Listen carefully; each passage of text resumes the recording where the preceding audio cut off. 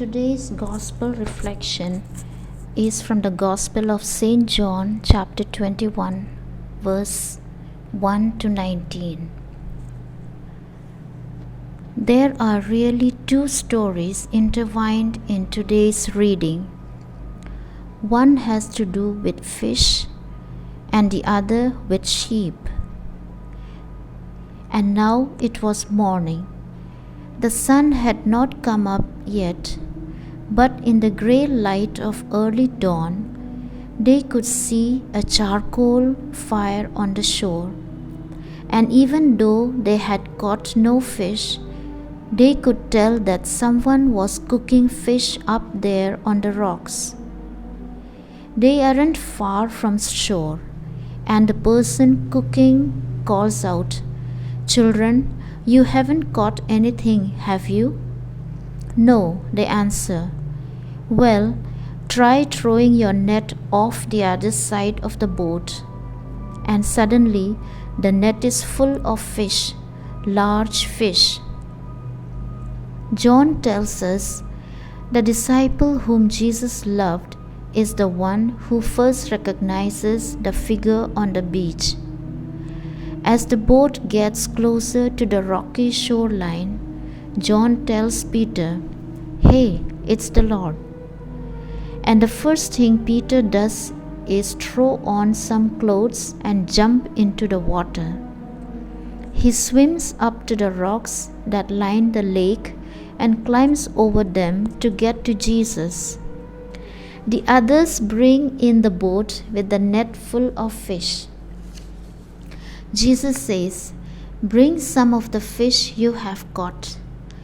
And Peter jumps back into the water to haul in the catch. Then they all sit down to breakfast. Grilled fish and broken bread. It's the closest John's Gospel ever gets to describing the Lord's Supper. Instead of the last meal before his crucifixion, Jesus offers a post-resurrection breakfast to his disciples. There are two little details we need to be sure we notice here. First, Jesus doesn't need their fish. He is already cooking while their nets are still empty. But when they follow his commands, he invites them to add their fish to the food he has already prepared.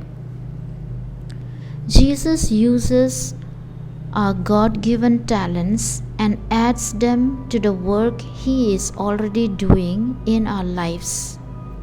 He invites us to share in a feast that he has prepared, using whatever gifts we bring him.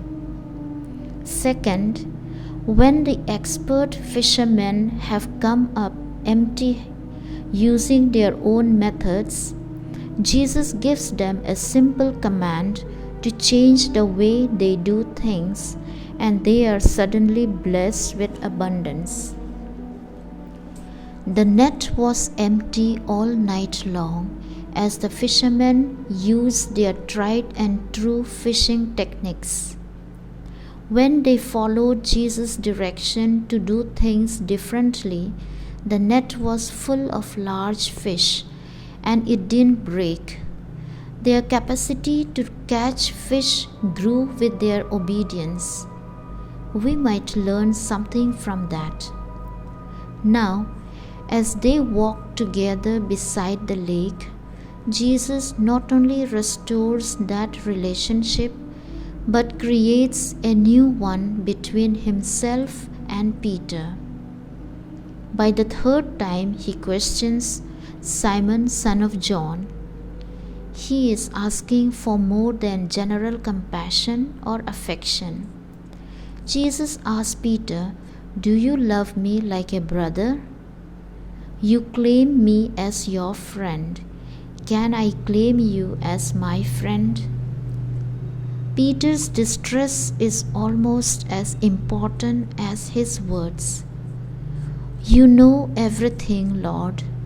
You know I love you. You know all my failings and my weaknesses. and you know my sin. If you still want me as your friend, I want to be that friend to you. Feed my sheep, Jesus tells him. Up to this point, Jesus has portrayed himself as the Good Shepherd. Now he entrusts the care of his flock to Peter. It isn't that sheep have replaced fish in importance, but shepherding has been added to fishing. Jesus ends the conversation the same way he began his relationship with Simon and the other fishermen back at the start of his ministry. Follow me, he says. Follow me. Jesus calls to us now. Follow me. Whether we are fishing or herding his sheep, follow me when he calls us to change the way we have always done things so that he can bless us with abundance.